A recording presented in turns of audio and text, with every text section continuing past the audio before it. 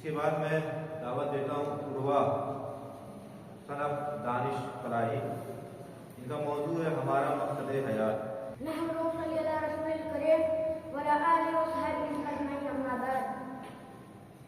تمام تعریفیں اللہ کے لیے ہیں جو تمام جہانوں کا رب ہے، اس سے ہم مدد مانگتے ہیں اور درود و سلام ہو حضرت محمد مصطفیٰ صلی اللہ علیہ وسلم کے اوپر، جنہوں نے ہمیں اسلام کی تعلیم دی اور اپنی زندگی کا حقیقی مقصد بتایا۔ معزز سامعین کرام، آج کا میرا موضوع ہمارا مقصد حیات نہایت غور و فکر کا متقاضی ہے۔ یہ سوال کہ مسلمان کی زندگی کا حقیقی اور سب سے اہم مقصد کیا ہے، ہمیں اس بات پر مجبور کرتا ہے کہ ہمیں زندگی کے مقاصد اور اس کے حصول کے لیے کی جانے والی کوششوں کا جائزہ لیں۔ اللہ تعالیٰ قرآن کریم میں انسانوں کی تخلیق کا بنیادی مقصد بیان کرتے ہوئے فرماتے ہیں وَمَا خَلَقْتُ الْجِنَّ وَالْإِنسَ إِلَّا لِيَعْبُدُونَ، اور ہم نے جنوں اور انس کو صرف اور صرف اپنی عبادت کے لیے پیدا فرمایا۔ یہ آیت ہمیں بتاتی ہے مسلمانوں کی زندگی کا بنیادی اور اہم اور سب سے بڑا مقصد اللہ رب العزت کی عبادت ہے۔ عبادت کا لفظ صرف نماز، روزہ، زکوٰۃ، روزی تک محدود نہیں ہے، بلکہ زندگی کے ہر گوشے میں اللہ رب العزت کی رضا کو مقدم رکھنا اور اس کے احکامات پر عمل کرنا ہے۔ اس سلسلے میں نبی کریم صلی اللہ علیہ وسلم کی تعلیمات بالکل واضح ہیں۔ آپ صلی اللہ علیہ وسلم نے ہمیں یہی بتایا کہ دنیا کا عظیم مقام ہے جہاں ہم آخرت کی تیاری کے لیے بھیجے گئے ہیں، اور ہمارا اصل مقام اور ہمارا اصل ٹھکانہ آخرت ہے۔ پیارے نبی صلی اللہ علیہ وسلم کا ارشاد مبارکہ ہے کہ الدنیا مزرعۃ الآخرۃ، دنیا آخرت کی کھیتی ہے۔ یہ حدیث میں بتاتی ہے کہ دنیا عظیم مقام ہے جہاں ہم اپنے عمل کے ذریعے آخرت کی کامیابی کے لیے بھیجے گئے ہیں تاکہ ہم آخرت میں کامیاب ہو سکے۔ ہماری زندگی کا ایک اور بڑا اور دوسرا مقصد دوسروں کو فائدہ پہنچانا ہے۔ اس محترم سامعین کرام، اسلام ایک مسلمان کو صرف اور صرف اپنی عزت تک محدود رہنے کی اجازت نہیں دیتا، بلکہ وہ مسلمان کو حکم دیتا ہے کہ وہ دوسروں کے لیے فائدہ مند بنے اور وہ دوسروں کے لیے نفع بخش بنے۔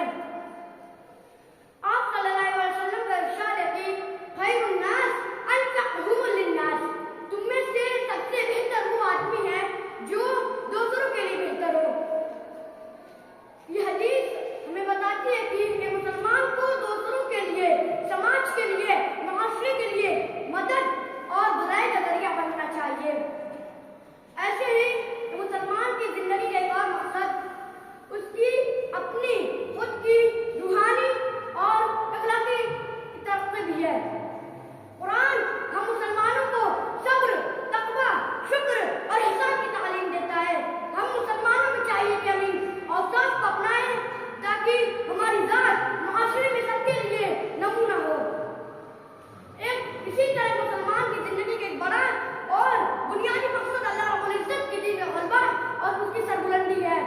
اللہ رب العزت کی دین کے غلبے اور سربلندی کا مطلب یہ ہے کہ ہم اس کی دین کو اپنی زندگی میں نافذ کریں اور اس کو معاشرے میں عام کریں، اور اس بات کو یقینی بنائیں کہ اللہ رب العزت کے احکامات اس زمین پر کبھی نہ کبھی ایک نہ ایک دن ضرور غالب ہوں گے۔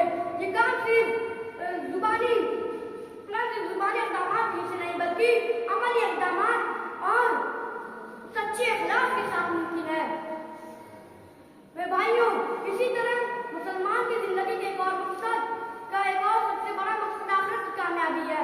اللہ تعالیٰ قرآن مجید میں ارشاد فرماتا ہے وَابْتَغِ فِيمَا آتَاكَ اللَّهُ الدَّارَ الْآخِرَةَ وَلَا تَنْسَ نَصِيبَكَ مِنَ الدُّنْيَا، کہ اللہ نے تمہیں جو حصہ دیا تم اس حصے سے آخرت کی طرف کرو اور دنیا میں اپنا حصہ مت بھولو۔ مسلمان کی زندگی کا مقصد صرف اور صرف اس دنیا کا کامیابی اور کامرانی حاصل کرنا نہیں ہے میرے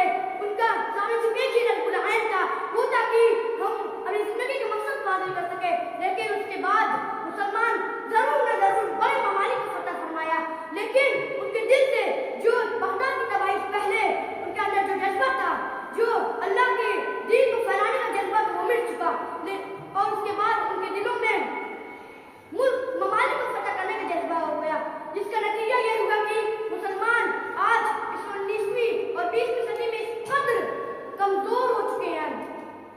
میں ایک شعر کے ساتھ اپنی تقریر ختم کرنا چاہتا ہوں۔ میری زندگی کا